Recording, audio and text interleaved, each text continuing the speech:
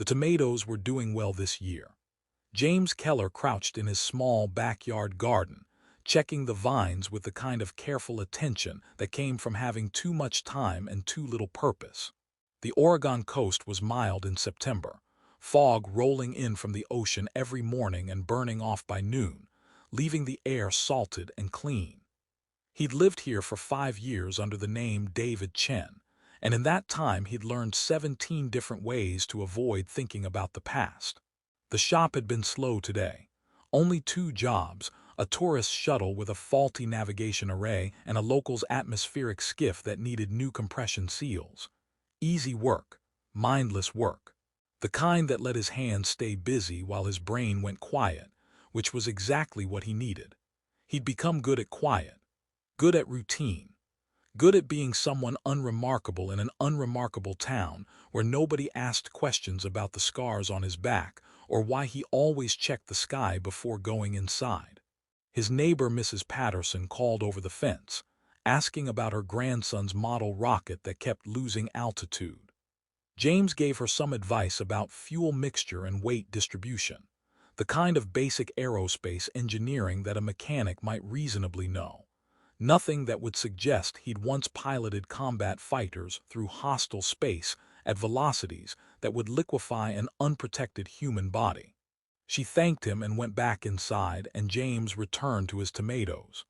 The sun was setting, painting the sky in oranges and purples that didn't exist in space, and James was thinking about dinner, something simple, maybe pasta, when the pressure changed. Not weather pressure, something else. Something old and military in his nervous system recognized it before his conscious mind caught up. Spatial distortion, the kind that happened when something very large was manipulating spacetime in ways spacetime didn't particularly appreciate. He stood slowly, dirt on his hands, and looked up. The sky was normal, no ships, no visible distortions. But the feeling intensified, a thrumming in his bones that said incoming, said threat, said run you idiot, run now. Except there was nowhere to run, and he'd known, somewhere deep in the part of himself he'd tried to bury, that this day would eventually come. The air 10 feet in front of him tore. Not cracked, not shimmered, tore, like fabric ripping along an invisible seam. Reality peeled back, and through the wound stepped a woman who shouldn't exist on this planet. In this garden, in this carefully constructed life he'd built from lies and distance. Empress Zarieth Velkaron stood in his tomato patch, wearing battle armor that looked like someone had forged starlight into metal. Every plate and edge designed for function and terror in equal measure. Her silver hair defied Earth's gravity, moving in a wind that didn't exist, and her eyes, those impossible silver eyes with their geometric patterns, locked onto him with the precision of a targeting computer. James forgot how to breathe. 5 years collapsed into nothing. 3 months of captivity, of conversation, of connection he'd convinced himself was survival instinct and Stockholm syndrome, came flooding back so hard he actually took a step backward before catching himself. "Hello, James," she said, and her voice was exactly as he remembered it. Cold as deep space, precise as mathematics, carrying authority that made you want to kneel even if you'd never knelt to anyone in your life. "Did you truly believe I wouldn't find you?" His mouth opened. Nothing came out. Zarieth tilted her head, studying him the way she used to during their conversations, like he was a puzzle she was determined to solve through pure analytical force. "You look well," she continued, stepping forward. Her boot crushed a tomato plant she didn't notice. "Civilian life suits you. The beard is new. I disapprove, but I'll allow it for now." James finally found his voice, though it came out rougher than intended. "You can't be here. And yet," she gestured at herself, at the impossible fact of her presence, "here I am, violating Earth sovereignty, risking interstellar incident, causing my security detail significant distress as I left them in orbit without explanation." She paused. "You've been difficult to locate, James Keller, or should I say David Chen. The false identity was competent. The altered records, the cash transactions, the avoidance of major transit hubs, all very professional. I'm almost impressed. How did you find you? She smiled, and it wasn't kind. I am Empress of the Velkaron Empire. I command resources that would make your Earth Council weep with envy.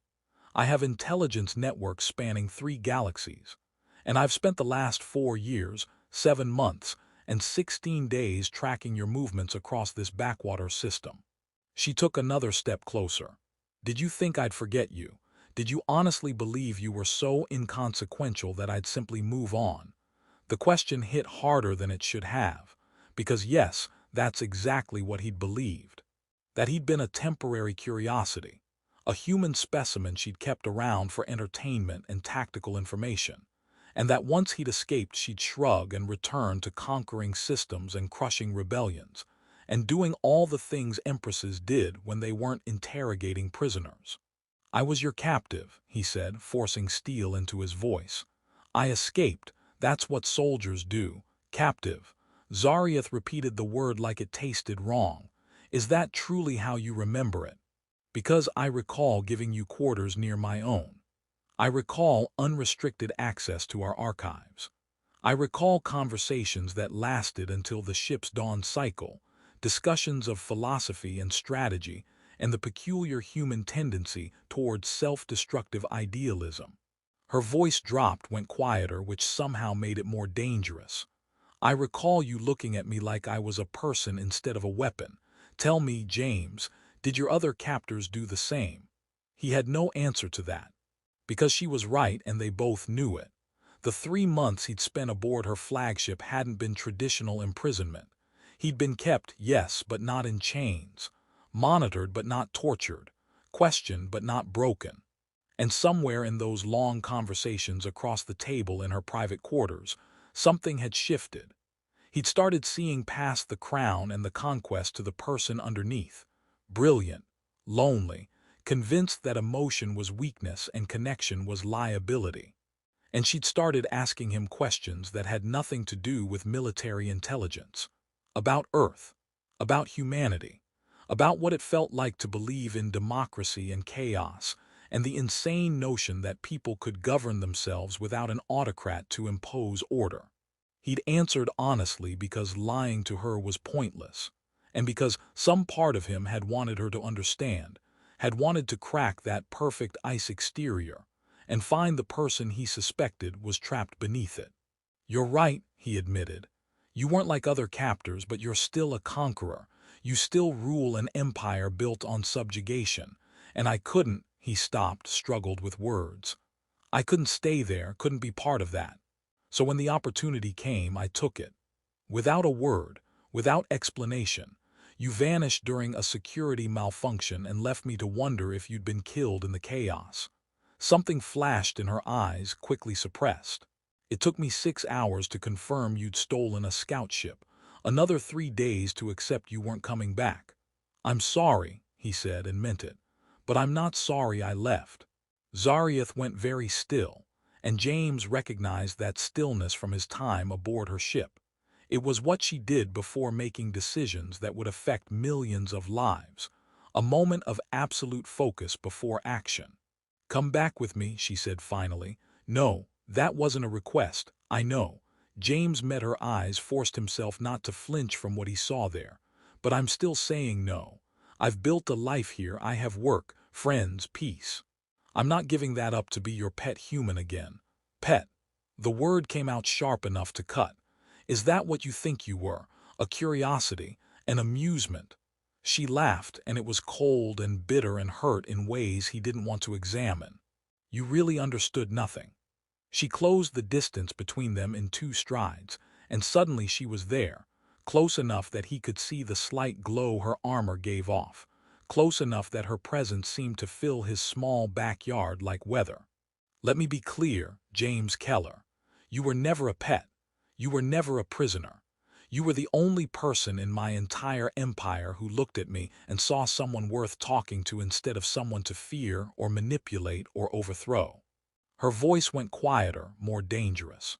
You changed me, made me question things I'd accepted without thought for 30 years, made me wonder if conquest was really strength or just elaborate compensation for being unable to connect with anything real. Zarieth, I'm not finished. She reached up and her hand, elegant and deadly and capable of signing orders that would end civilizations, touched his face with unexpected gentleness. You left, and I told myself it was better. Simpler, I returned to my duties and pretended nothing had changed. But it had. I found myself hesitating before military actions, questioning casualty reports, offering negotiations when I would have simply crushed resistance. My advisors thought I'd gone soft, my generals considered coup, and all I could think was that somewhere, a human pilot was living free and probably relieved to be away from me. James's heart was doing complicated things. You came all this way to tell me I ruined your ability to be a tyrant. I came because I refused to surrender what's mine. Her thumb brushed his cheek. And you, James Keller, are mine in ways that have nothing to do with ownership and everything to do with the fact that I cannot function properly without you. So you will return with me or I will stay here until you do, consequences be damned. That's not how this works. You can't just, I can, I have, and I will. She smiled, sharp and certain. I've cleared 3 months from my schedule. My second-in-command has standing orders. I'm prepared to wait. James stared at her, at this impossible woman who'd torn through space to find him, who was threatening him with companionship, who apparently didn't understand that you couldn't force someone to care about you. Except looking into those silver eyes, he wondered if maybe she understood perfectly and was gambling that he already did. Come inside, he said finally.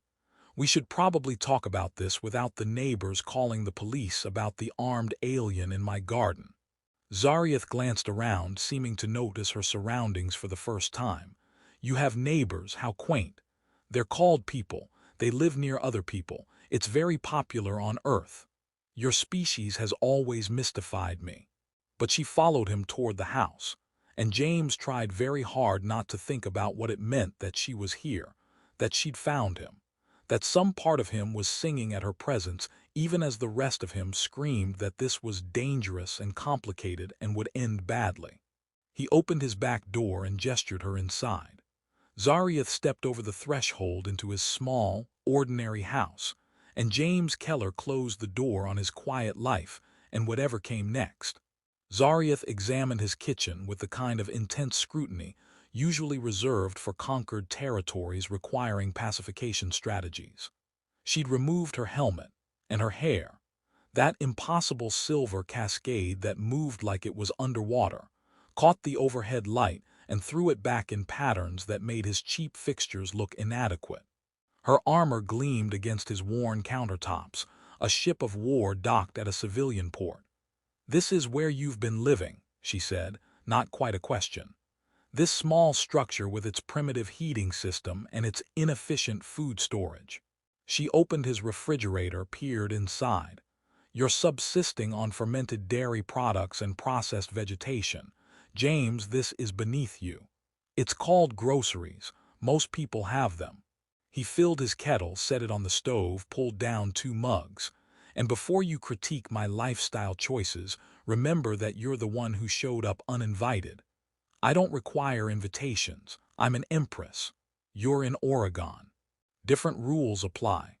The kettle started heating, and James busied himself with tea preparation because his hands needed something to do besides shake. How did you even get here? There are protocols. Earth's defensive grid should have detected a Velkaron ship before it entered the solar system. It did. I disabled the alerts. She said this casually, like she was discussing weather. Your grid is adequate for deterring pirates and monitoring commercial traffic, but against Velkaron stealth technology, it's decorative at best. I could have parked a battle fleet in your moon's shadow, and your council wouldn't have noticed for 3 days. That's deeply concerning from a planetary security standpoint. Yes, well, I'll send your military a detailed report on their vulnerabilities after we've resolved this situation. Zarieth pulled out a chair, sat with the kind of precise grace that suggested she'd been trained in movement the way others were trained in combat. You haven't asked the relevant question yet. James poured hot water over tea bags chamomile because he needed calm and she probably needed it more. Which question is that? Why I came alone? Why I didn't simply send a retrieval team to collect you? Why I risked personal exposure and diplomatic incident when I could have delegated this task to subordinates? She accepted the mug he offered, examined it like it might contain tactical intelligence. Aren't you curious? I assumed you wanted to yell at me personally. I could have yelled via communication array, more efficient, better encryption. She sipped the tea, her expression flickering through surprise and something that might have been approval. This is not terrible. Again, high praise from the conqueror of worlds. James sat across from her, maintaining the table as neutral territory. So why did you come personally? Zarieth was quiet for a moment, staring into her mug like it held answers. When she spoke, her voice had lost some of its edge. Because delegating this felt wrong. Because the thought of someone else finding you, talking to you, possibly frightening you, she stopped. Because this matters, you matter, and I don't delegate things that matter. The admission hung between them like live ordnance. James wrapped his hands around his own mug, using the heat to ground himself. You spent 5 years tracking me down because I matter. 4 years, 7 months, 16 days. I've been precise about this. She looked up, met his eyes. And yes, despite the enormous inconvenience, despite the diplomatic complications, despite my advisors staging an intervention about my unhealthy fixation on a single human when there are billions more available. Her fingers tightened on the mug. You're not replaceable, James. I tried. I assigned my best analysts to find someone similar, another human with your particular combination of tactical insight and philosophical obstinance, an infuriating ability to make me question myself. Do you know what they found? What? 700,000 potential candidates. I interviewed 43 personally. None of them were you. She set down the mug with careful control. None of them looked at me like I was a person worth knowing instead of a threat to be managed. None of them argued with me about governance philosophy at 3 in the morning. None of them made me laugh. James blinked. I made you laugh. Twice. Both times you seemed surprised I was capable of it. Something that might have been a smile ghosted across her face. You told me about Earth's chaotic political system, where leaders are chosen by popular vote and half the population disagrees with every decision. I said it sounded inefficient. You said yes, but it was their inefficiency, chosen freely, and that made it better than perfect order imposed from above.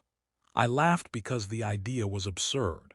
And then I spent the next 6 months restructuring our colonial administration to allow more local autonomy. You did what? You heard me. 14 systems now have local governance councils. My generals hate it. My advisors predicted disaster. And yet somehow it's working better than direct imperial control because it turns out people fight harder to preserve something they chose than something forced upon them. She met his eyes. Your fault. Entirely your fault. James tried to process this. You're telling me you reformed imperial policy because of conversations we had. I'm telling you that you infected me with doubt, with conscience, with the terrible burden of actually caring about whether my actions cause unnecessary suffering. Her voice rose slightly, actual emotion bleeding through. I was efficient before you, ruthless, clear about objectives and unbothered by moral complexities. And then they're profoundly unreasonable questions when you're trying to maintain an empire. She stood abruptly, began pacing. But I couldn't ignore them, couldn't dismiss them, because you asked them without malice or fear, just genuine curiosity about why I'd built my life around principles I'd never examined. And once you asked, I couldn't stop examining them myself. James watched her pace his small kitchen, this woman who commanded fleets and conquered worlds, agitated by philosophy in ways combat never seemed to make her. So you came here because I ruined your ability to be a tyrant and you're angry about it. I came here because hating you was easier than admitting the truth. She stopped, turned to face him. That you didn't ruin me. You reminded me I was alive. That beneath the genetic optimization and the strategic training and the crown, I'm still a person. And persons need, she struggled, searching for words. I don't have a term for it in our language. Connection, understanding, someone who sees you completely and doesn't flinch away. I ran halfway across the galaxy. But you're still here, still sitting with me, still listening instead of calling for security or whatever primitive enforcement you have on this world. She moved closer, and James's kitchen had never felt smaller. You flinched from the Empire, from what I represented, but not from me.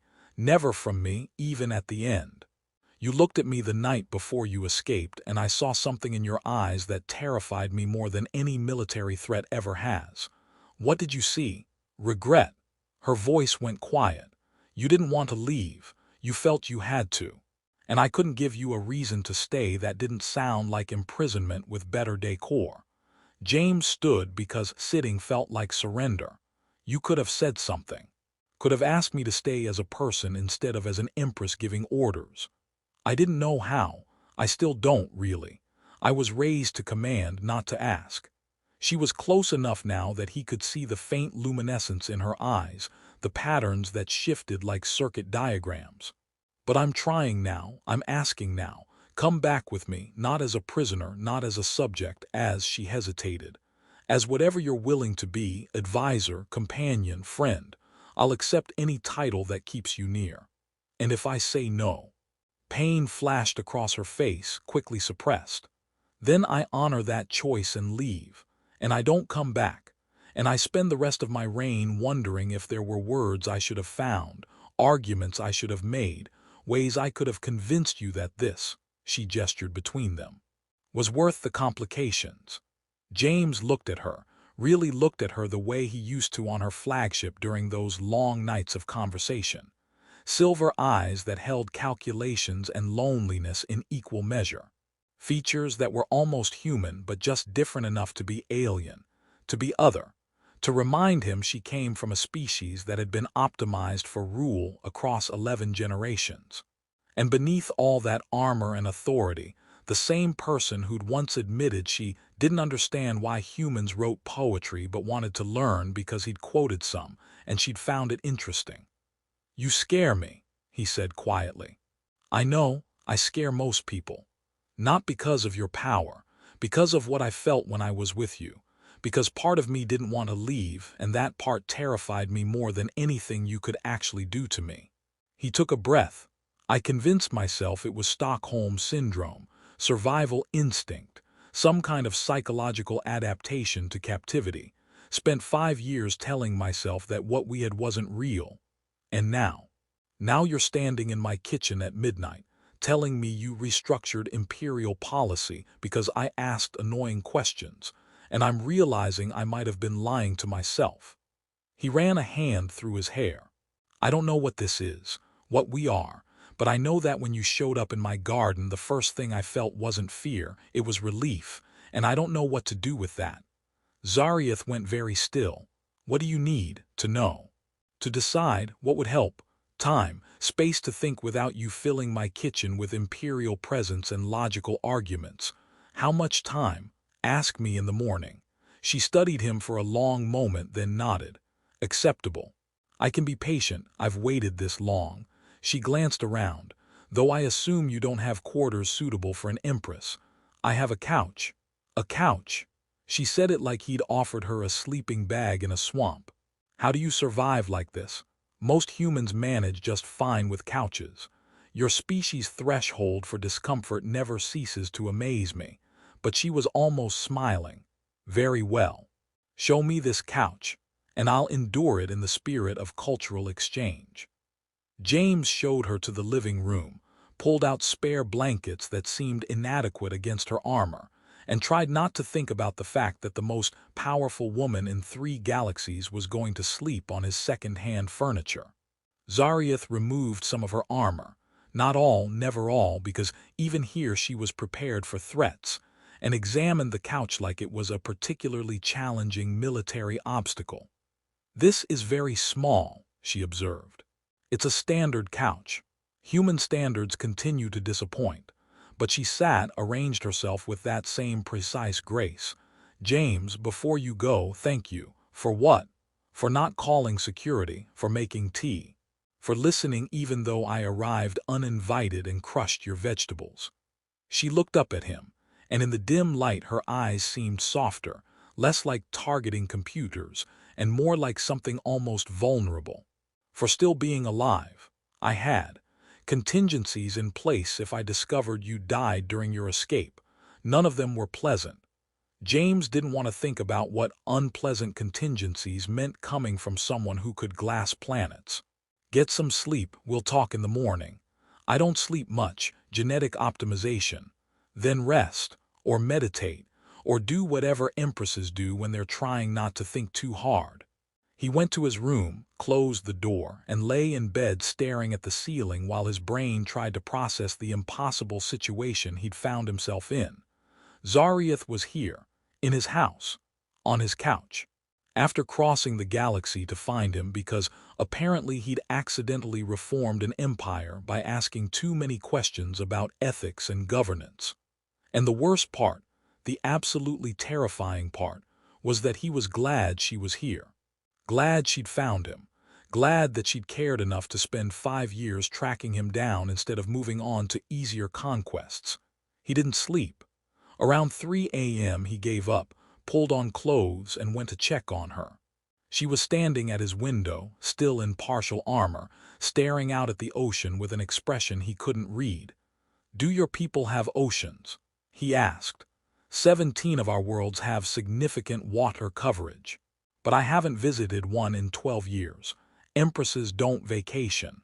Sounds lonely. Efficient, she corrected, but there was something in her voice that agreed with him. James moved to stand beside her, keeping careful distance. They stood in silence for a while, watching darkness and distant lights. Finally, Zarieth spoke. "What are you thinking? That this is insane. That you being here violates about 17 treaties. That my quiet life just exploded and I should be furious about it." He paused. "And that I missed you, which is possibly the most inconvenient thing I've ever felt." Zarieth turned to look at him, and something in her expression cracked, just slightly. "Inconvenient barely covers it, but I'll take it." They stayed there until dawn, two people from different worlds standing in a small house on Earth's coast, not touching but not quite separate either, while above them her ship waited in silent orbit, and below them an ocean rolled in rhythms older than empires. And somewhere in that pre-dawn darkness, James Keller started to think that maybe running had solved exactly nothing, and that some pursuits were worth being caught.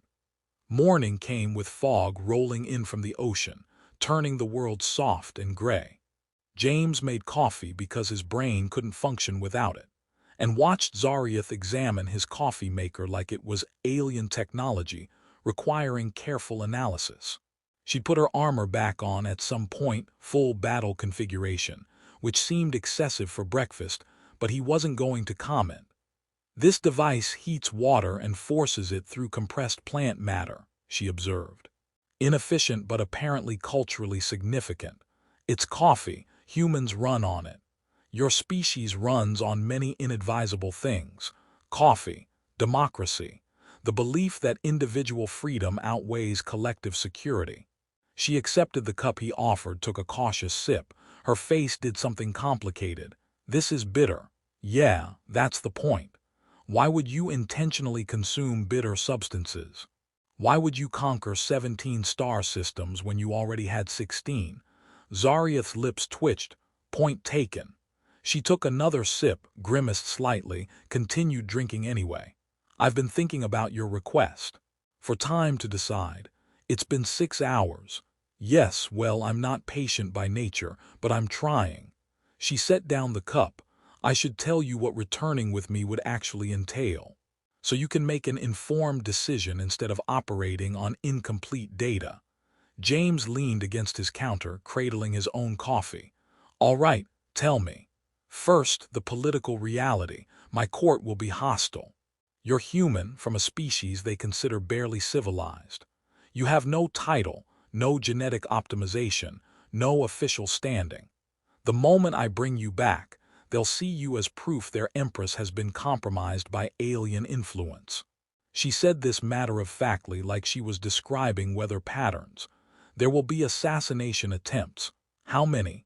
If you survive the first month, 3, maybe 4. After that they'll realize I take threats to you personally and the attempts will stop. Probably. You're really selling this. I'm being honest. You wanted truth, I'm giving it." She started pacing, that restless energy again. "Second, the practical concerns. You'd live on my flagship. Private quarters adjacent to mine. Full access to archives, recreational facilities, anything you need. You'd have a security detail whether you want one or not, non-negotiable after the assassination attempts. And you'd be expected to attend certain functions, represent my interests at diplomatic events, generally be visible enough that people understand you're not a prisoner." "What would my actual role be?" Zarieth stopped pacing, turned to face him. "Whatever you want it to be. Advisor if you want to shape policy. Scholar if you prefer research. Companion if you just want to argue with me about philosophy at 3 in the morning." She paused. "There's no precedent for this. The Velkaron don't have a term for what I'm proposing. Consort implies marriage, which we don't practice. Advisor implies purely professional relationship, which would be inaccurate. You'd be mine in whatever way you choose to be. That's not ominous at all. I don't do romance well, I do possession, loyalty, protection." She moved closer. "But I'm trying to learn the difference between owning someone and choosing to be with them. You'd have to be patient with me." James set down his coffee before he dropped it. "You're asking me to return to an empire that will try to kill me, live on a warship, and help you figure out how to have a relationship when you've been genetically optimized to rule instead of connect. Am I understanding this correctly?" "Yes, when you phrase it that way it sounds inadvisable. It sounds insane. Also accurate." Zarieth was close now, close enough that her presence seemed to fill his small kitchen. "But consider the alternative. You stay here. Live your quiet life. Repair shuttles, grow vegetables, and every night you wonder what could have been if you'd been brave enough to try. That's not fair. Nothing about this is fair. I'm an empress asking a mechanic to gamble on something that has no guaranteed outcome. But I'm asking anyway, because the alternative is walking away and spending the rest of my reign knowing I didn't fight for this." James looked at her, at this impossible woman who'd crossed galaxies and violated treaties and restructured policy because he'd asked annoying questions about ethics. "I have conditions." Hope flared in her eyes, quickly controlled. "Name them." "First, no more conquest for the sake of conquest. You said you've been questioning military actions. Make that official policy. Negotiate first. War only as last resort." "Agreed. My generals will resign in protest, but they've been looking for an excuse anyway." "Second, I'm not your possession. Partner, companion, whatever we call it, but not property. The moment you treat me like something owned, I leave." "Accepted without reservation." She said it immediately, which meant something. "What else?" "Third, I visit Earth regularly. I don't cut ties with my homeworld just because I'm living in your empire." "Our empire," she corrected. "If you're returning, it's ours. And yes, you can visit Earth. We'll establish proper diplomatic channels so I'm not committing treaty violations every time we orbit your moon." James realized what he was doing, agreeing to return with her to live on an imperial flagship, to essentially become consort to a galactic empress. It should terrify him. Maybe it did. But it also felt right in a way his quiet life here never quite managed. "One more thing. Yes, you have to try my tomatoes before we go. I worked hard on those." Zarieth blinked, thrown by the shift in tone. Then, impossibly, she laughed. A real laugh, not the cold mockery he'd sometimes heard in court, but something genuine and surprised and almost delighted. "You're negotiating vegetable consumption as a relationship condition. They're really good tomatoes, I'm proud of them. You're absolutely insane. You crossed galaxies to find me. We're both insane." She was smiling now, really smiling, and it transformed her face from beautiful and terrifying to just beautiful. "Is this your answer then? You'll return?" "I'm saying I'll try, really try, not just survive. I'll help you build something better. I'll argue with you and complicate your life and probably drive you crazy." He took a breath. "But yeah, I'll come back. Because running was supposed to make me feel free, and instead I've just been alone." Zarieth closed the distance between them in one step, her hand finding his face with a certainty that suggested she'd been thinking about this for 5 years. "I should warn you, my court will make your life difficult. Constant political maneuvering, tests of your position, attempts to undermine your influence." "Sounds terrible. It will be." She was smiling though, sharp and certain. "But you'll have me, and I'm very effective at dealing with people who threaten what's mine." "I thought I wasn't property." "You're not, but you are mine in every way that matters, and I protect what's mine." James should probably object to the possessiveness, but he was starting to understand that for Zarieth, claiming something wasn't about ownership. It was about commitment. It was how she loved, if she even had words for that concept yet. "When do we leave?" Eager, practical. "If I'm doing this, I'd rather not drag it out. Plus, there's the whole treaty violation thing. The longer you're here, the higher the chance Earth's defense grid figures it out and we have an interstellar incident." Valid concern. Zarieth pulled out a small device, activated it with a gesture. "I'll signal my ship. We can depart within the hour." An hour. James looked around his small house at the life he'd built from lies and distance. "I need to pack, settle some things. Leave a note for Mrs. Patterson about her grandson's rocket. Take what you need. I'll handle the rest." He packed a single bag, clothes, a few books, a photo of his family he kept meaning to contact but never did. Everything else could stay. Let the landlord wonder where David Chen went. Let the neighbors speculate.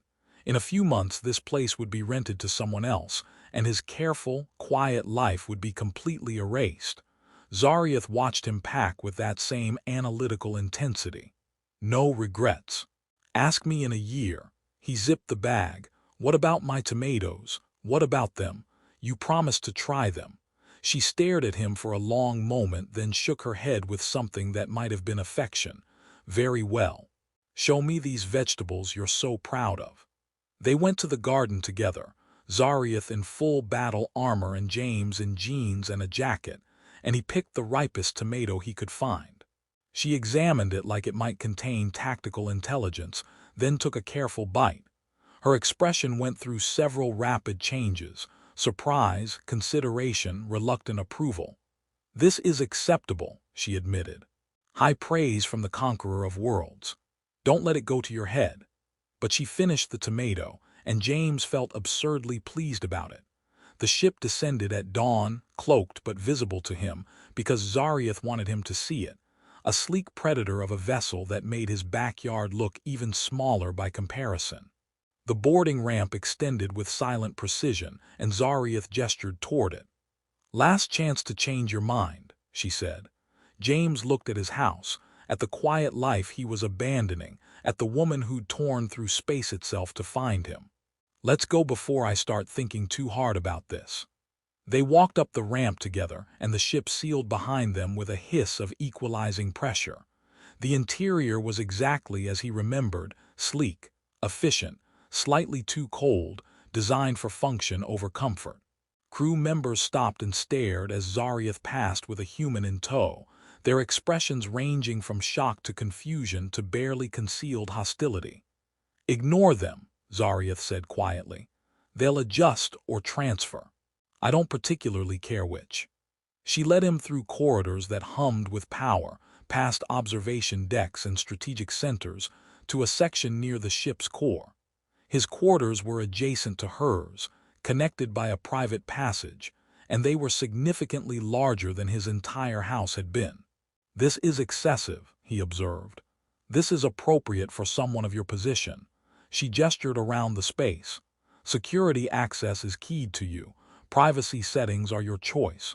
If you need anything, ask the ship's AI or find me." I'm usually in the command center or my private quarters.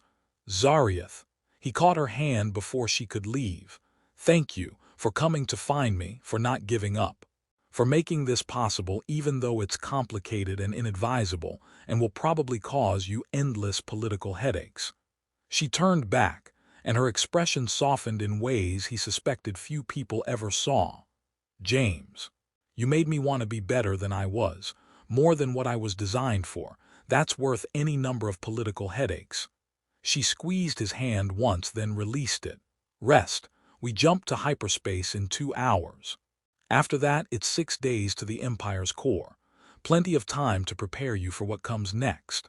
She left, and James was alone in quarters that were too large and too quiet and too far from everything he'd known.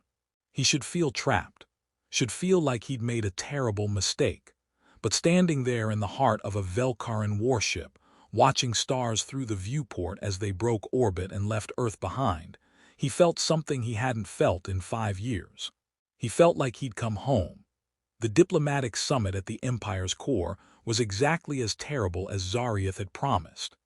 James stood beside her in a hall that could have held his entire Oregon town, surrounded by representatives from 40 conquered systems, all of them staring at the human who'd somehow convinced their empress to restructure policy and bring him to the literal center of power. Zarieth had prepared him during the 6-day journey, briefed him on political factions, explained which ambassadors were genuine diplomats and which were spies for their resistance movements, taught him the subtle body language that meant respect versus challenge versus threat. He'd absorbed it all while also relearning how to exist in her presence without the weight of captivity, figuring out what it meant to be partner instead of prisoner. They'd spent hours talking, just like before, except now the conversations went deeper. She told him about her childhood, the genetic optimization, the brutal education, the way she'd been shaped into a weapon before she was old enough to understand what that meant. He told her about Earth, about growing up in Detroit with parents who worked too hard and siblings who'd scattered to different cities, about choosing military service because he'd wanted to see the stars and had no idea what that actually meant. And slowly, carefully, they'd built something new. Not romance exactly, neither of them knew how to do that, but partnership, trust, the kind of connection that came from seeing someone completely and choosing them anyway. Now standing in front of the Empire's elite, James understood exactly how much Zarieth had risked bringing him here. The stares weren't just curious. They were hostile, calculating, measuring him for weaknesses. A Crithian ambassador whispered something to her companion and they both laughed, the sound not reaching James's translator but the mockery clear anyway. Zarieth's hand found his, a brief touch that steadied him. "Ignore them," she murmured. "You've survived worse." "Have I, though? You survived me. Everything else is easy by comparison." The summit began with all the formality and pageantry that empires apparently required. Speeches about unity and strength, and the glorious future of Velkaron expansion. James listened and tried not to visibly cringe at the propaganda. Beside him, Zarieth sat perfectly still, her expression giving nothing away, but he'd learned to read her tells. The slight tension in her shoulders, the way her fingers drummed once against her armrest when someone said something particularly stupid. When it was her turn to speak, she stood with the kind of presence that made the entire hall fall silent. "Honored delegates, I'm aware you've noticed changes in imperial policy over the past year. More autonomy for colonial governments, reduced military occupation, increased investment in local infrastructure rather than resource extraction."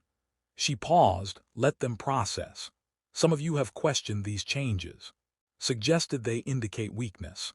Allow me to be clear, they indicate evolution." The hall erupted in whispers. Zarieth waited them out with perfect patience. "Our empire was built on strength," she continued, "on the belief that order must be imposed, that unity requires force. But strength without wisdom is just brutality with better organization. And wisdom requires perspective I did not have, until recently." She gestured toward James, and every eye in the hall locked onto him. He forced himself not to flinch. This is James Keller, human, former military officer, currently my primary advisor on matters of governance and diplomatic strategy. Her voice carried absolute authority. He has no genetic optimization, no formal training in imperial politics. What he has is the ability to ask questions that should have been asked generations ago. Questions like, what if conquest isn't the only path to strength? What if people governed with compassion are more loyal than people governed through fear? What if the empire's future depends not on how much territory we claim, but on whether that territory actually wants to be part of what we're building? The silence was absolute. James could practically hear the political calculations happening across the hall. I am not weak, Zarieth said, and her voice could have cut steel. I am evolving. And this empire will evolve with me, or it will be left behind. She sat down, the conversation clearly over. The aftermath was immediate and chaotic, ambassadors clustering in groups, arguing in whispers. A few approached Zarieth directly, some to pledge support, others to barely disguise their contempt. James stayed beside her, a silent presence, trying to project competence he didn't entirely feel. An older Velkaron woman, Ambassador Krell, one of the conservative faction leaders, stopped in front of them. Her eyes, the same silver as Zarieth's but colder, swept over James with open disdain. Empress, a word. Speak, Krell. This human, this advisor. You cannot seriously expect us to accept policy changes based on the opinions of a species that barely achieved interstellar travel. I expect you to accept policy changes because I've implemented them and I am your empress, Zarieth said calmly. Whether those changes came from James's insight or from divine intervention is irrelevant to your obligation to comply. Krell's expression hardened. This is a mistake, one that will cost us. Mark my words, Zarieth Velkaron, bringing sentiment into governance is how empires fall, and refusing to adapt is how they stagnate and die. Zarieth stood, using her height advantage. I've heard your objections. They're noted and dismissed. If you cannot accept the direction I'm taking this empire, you're welcome to retire from your position. Otherwise, I suggest you find a way to work within the new paradigm. Krell left without another word, but her expression promised this wasn't over. James waited until she was gone before speaking. That went well. She'll cause problems, but Krell's been causing problems since before I took the throne. This is just a new excuse. Zarieth glanced at him. How are you holding up? Resisting the urge to punch several ambassadors, mostly succeeding. Violence against diplomatic staff is discouraged, but I appreciate your restraint. She almost smiled. Come, there's someone I want you to meet. She led him through the crowds to where a younger Velkaron man stood alone, watching the chaos with an expression of barely contained amusement. He had the same long ears as Zarieth, but his were adorned with fewer rings and his armor was less ornate, functional rather than ceremonial. Commander Wraith, Zarieth said. My second in command. Wraith, this is James Keller. Wraith studied James with open curiosity rather than hostility. So you're the human who convinced our Empress that conquest might not be the answer to every problem. Impressive. Most people who question her end up decorating airlocks. I have that effect on people, apparently. Wraith extended his hand in the human gesture. He'd done his research. Welcome to the Empire, James Keller.